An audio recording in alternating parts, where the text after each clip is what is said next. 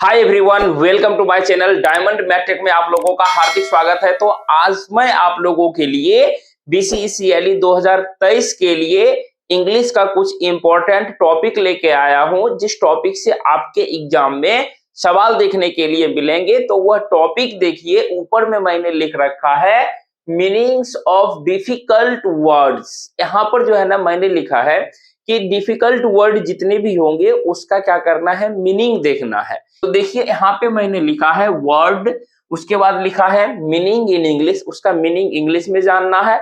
और क्या है मीनिंग इन हिंदी, उसका हिंदी में क्या होता है वो भी आपको जानना है। तो शुरुआत करते हैं। ए में देखिए लिखा हुआ है एबैंडन। ये देखिए एबैंडन है, एबैंडन में इसका इंग्लिश में क्या होता है। चूंकि एग्जाम में आपको इंग्लिश में ऑप्शन रहेंगे, हिंदी नहीं रहेगा, लेकिन अभी सीख लीजिए, ठीक है। तो इसका देखिए एक्चुअल मीनिंग ऑप्शन में होता है, दिया हुआ रहेगा, टू गिव अप कंप्लीटली, यानी कि किसी भी चीज को पूरे अच्छे तरीके से त्याग देना या उसको छोड़ देना। सेकेंड देखा जाए तो लिखा हुआ है एबुंडेंट। इसको एबुंडेंट नहीं पढ़ते हैं, इसे पढ़ते हैं एबुडेंट। इसमें जो है कि एन हमारा साइलेंट होता है। तो ये देखिए एबुडेंट, इसका मीनिंग जो है कि साइनोनिम्स अगर आपसे पूछा जाए तो इसका इंग्लिश मीनिंग क्या होता है, प्लेंटीफुल होता है। इसका हिंदी क्या हो जाएगा, प्रचुर मात्रा में, यानी कि बहुत ही ज्यादा। नेक्स्ट तीसरा देखा जाए, तीसरा में देखिए लिखा हुआ है एब्यूज। एब्यूज मतलब क्या होता है सर, हम लोग जानते हैं कि गाली देना होता है, लेकिन कि एब्यूज मतलब गाली देना, यानी speak in an insulting and offensive way. किसी को जो है आप गाली देना का मतलब क्या होता है, अपशब्द कह देते हैं, तो किसी को अपशब्द कहना। नेक्स्ट फोर्थ में देखिए लिखा हुआ है एकॉम्प्लिश। एकॉम्प्लिश, एकॉम्प्लिश का मतलब होता है किसी भी चीज को अचीव, यानी अचीव और कंप्लीटली, कंप्लीट सक्सेसफुली, यानी कि किसी भी चीज को आप जो है कि प्राप्त कर लिए बिल्कुल पूर्ण तरीके से, उसे कहा जाता है एकॉम्प्लिश। नेक्स्ट देखिए 5 में लिखा हुआ है एक्युमुलेट। एक्युमुलेट का मतलब क्या होता है, किसी भी चीज को, यानी कि संग्रह, किसी भी चीज को जमा करना। लेकिन हम पहले इंग्लिश देखेंगे, इंग्लिश में क्या दिया हो रहेगा, गेदर टुगेदर। इसका मीनिंग क्या होता है, संग्रह करना। संग्रह का मतलब क्या होता है, किसी चीज को जमा करना। नेक्स्ट देखिए लिखा हुआ है एक्वायर। एक्वायर का मीनिंग क्या होता है, बाय और ऑब्टेन। इसका मतलब क्या होता है, किसी भी चीज पर अधिकार करना, ठीक है। नेक्स्ट देखिए कि 7 में लिखा हुआ एक्यूट। एक्यूट का मतलब क्या होता है कि शार्प, शार्प और इंटेंस। शार्प का मतलब क्या होता है, तेज, तीव्र, तीखा, ठीक है। नेक्स्ट देखा जाए तो लिखा हुआ है 8 में एडेक्वेट। एडेक्वेट, एडेक्वेट का मतलब क्या होता है, सफिशिएंट। सफिशिएंट का मतलब क्या होता है, किसी भी चीज को पर्याप्त मात्रा में। सर सफिशिएंट की जगह इनफ चलेगा क्या, बिल्कुल इनफ चलेगा। नेक्स्ट देखिए 9 में लिखा हुआ है एडवर्स। क्या है, एडवर्स। इसका देखिए कि इसका मीनिंग जो होता है अनफेवरेबल होता है, जो आपके क्या कहते हैं, जो आपके अनुकूल नहीं हो, जो आपके प्रतिकूल हो, उसे आप अपने तरफ लाना चाहते हैं, लेकिन वो आपके तरफ नहीं आके किसी दूसरे तरफ जा रहा है, तो उसका हिंदी क्या होता है, प्रतिकूल, यानी कि विषम परिस्थिति। यानी कि इसके जगह पे, एडवर्सिटी के जगह पे हम लोग मिसफॉर्च्यून का भी प्रयोग करते हैं। नेक्स्ट देखा जाए 10 में लिखा हुआ है एग्रीएबल। एग्रीएबल, एग्री का मतलब क्या होता है, सहमति जताना। कोई भी आदमी अगर सहमति जताएगा तो वह आपके तरफ रहेगा, तो एग्रीएबल का मतलब होता है सहमति जताना, यानी कि इसका मतलब होता है एप्रोप्रिएट, यानी कि उपयुक्त, उचित ढंग से। 11 में क्या लिखा हुआ है, एमिएबल। एमिएबल का मीनिंग क्या होता है, वार्म एंड फ्रेंडली, यानी कि जो आपके बेहद करीब हो, उसे हम लोग सौम्य मित्र कहिए, या सौम्य कहिए, या प्रिय कहिए, जो आपसे बिल्कुल करीब हो। नेक्स्ट देखिए 12 में है एम्पल। एम्पली का मतलब क्या होता है, इनफ और मोर देन इनफ, यानी कि कहते हैं ना, ये चीज आप सुने होंगे, enough and more than enough, यानी इनफ और मोर देन इनफ, यानी कि पर्याप्त मात्रा में कुछ भी चीज है वह आपके पास इनफ है, बहुत ही ज्यादा मात्रा में है।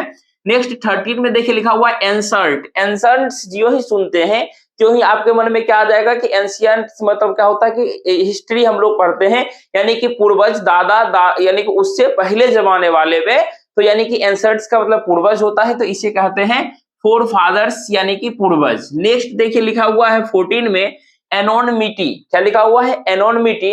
एनोनिमिटी का मतलब क्या होता है? नेमलेसनेस होता है, यानी कि अज्ञात। क्या कहते हैं? नेमलेसनेस कहते हैं, जिसका मतलब अज्ञात होता है।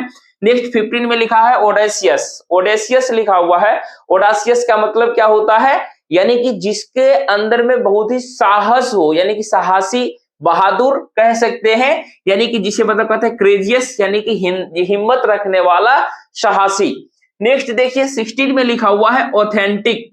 कहते हैं ना कि भैया हमको ओरिजिनल सामान दीजिएगा, ऑथेंटिक चीज दीजिएगा। ऑथेंटिक का मतलब क्या होता है?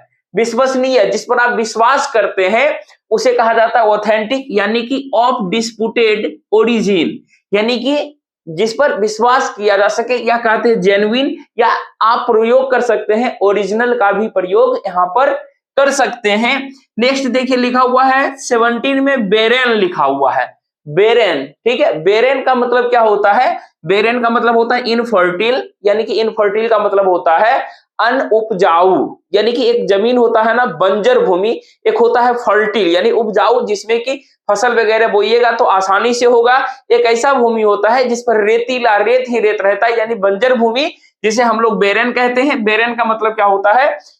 इनफर्टिल होता है, या कह सकते हैं अनप्रोडक्टिव, यानी कि जहां पे कोई भी समान प्रोडक्ट नहीं होता है, अनप्रोडक्टिव, या कहते हैं अनफ्रूटफुल, यानी कि जब आप उस जमीन में जाइएगा तो वहां पे देखिएगा फल वगैरह का एक भी पेड़ नहीं रहता है, वहां पे क्या उगता है? खास करके कटीले पेड़ रहते हैं, इसलिए लिखा गया है बंजर भूमि, या इसे हम लोग अनुपजाऊ कहते हैं। नेक्स्ट देखिए लिखा हुआ है 18 में बेनिवोलेंस। बेनिवोलेंस का मतलब क्या होता है? काइंडनेस, यानी कि किसी के प्रति जो है कि आपका दयालुपन दिखाना, या जो है कि किसी का परोपकार, यानी किसी का भलाई करना, तो क्या कहलाता है? बेनिवोलेंस कहलाता है। नेक्स्ट 19 में लिखा हुआ है बेनिवोलेंट। देखिए दोनों में अंतर है, बेनिवोलेंस और बेनिवोलेंट। तो बेनिवोलेंट का मतलब भी वही होता है काइंड एंड सिंपैथिक, यानी कि किसी को सहानुभूति देना, यानी कि उसे जो है कि दयालु किसी के प्रति दिखाना, या किसी की परोपकारिता करना। नेक्स्ट देखिए 20 में लिखा हुआ है बेरेट। इसे देखिए बीरेट नहीं पढ़ेंगे, बेरेट पढ़ेंगे। बेरेट का मतलब क्या होता है? टू स्कोल्ड, यानी कि किसी को जोर से डांटना, ठीक है। तो इसे हम लोग क्या कहते हैं? बेरेट। बेरेट का मतलब होता है डांटना। तो आज का वीडियो आप लोगों को कैसा लगा? वीडियो अगर अच्छा लगा तो वीडियो को लाइक कर दीजिएगा, चैनल पे नहीं तो सब्सक्राइब करके बेल आइकन को ऑन कर लीजिए। और एक इंपॉर्टेंट आप लोगों को बात बता देते हैं कि कल यानी कि 5 अप्रैल 2023 से आप लोगों के लिए, आप लोगों के डिमांड पे न्यू बैच स्टार्ट हो गया है, जिसका टाइमिंग सुबह में 7 बजे से 8 बजे रखा गया है। अगर आप लोग इंटरेस्टेड हैं तो अब लेट मत कीजिए, जल्द से मेरा नंबर लीजिए, लिख लीजिए 8210548193। इस पर जो है कि जल्द से व्हाट्सएप पर मैसेज कर दीजिए कि सर हमें जो है कि BCECLE का कोर्स लेना है। पहले से भी बहुत सारे बच्चे ज्वाइन किए हुए हैं। अगर अभी भी आपने मन में डाउट है कि एग्जाम देंगे या नहीं देंगे, तब जो है कि एग्जाम खत्म होगा तो आपके ऊपर प्रेशर आ जाएगा, उस समय रिजल्ट नहीं बनेगा, तो आप टीचर को दोष दीजिएगा। इसलिए अभी समय है, जल्दी से नंबर लीजिए। और आपके मन में कोई भी डाउट, सवाल चल रहे होंगे तो आप सवाल क्वेश्चन पूछ लीजिए, उसके बाद हम उसका जवाब दे देंगे। तब जाके अगर आप सेटिस्फाइड होइएगा तब कोर्स में एनरोल कीजिएगा। और एक बात बता देते हैं कि एक बैच नवंबर में चला था, नवंबर वाले बैच में इंग्लिश को पूरे अच्छे तरीके से खत्म कर दिया गया है। और न्यू बैच जो स्टार्ट हुआ है उसमें मैथ आप जैसा सोच नहीं सकते हैं, उस तरीके से बिल्कुल बेसिक लेवल से अपर लेवल को ले जा रहे हैं। इस बार और कुछ इंप्रूवमेंट कर रहे हैं। अगर आपके कोई दोस्त लोग होंगे तो उनसे पूछ लीजिएगा। तो मिलते हैं नेक्स्ट वीडियो में। फी ओनली 500 रखा गया है। तो मिलते हैं नेक्स्ट वीडियो में, तब तक के लिए आप लोग अच्छे से पढ़िए, स्वस्थ रहिए, मस्त रहिए, किसी का भलाई करते रहिए। जय हिंद, जय भारत।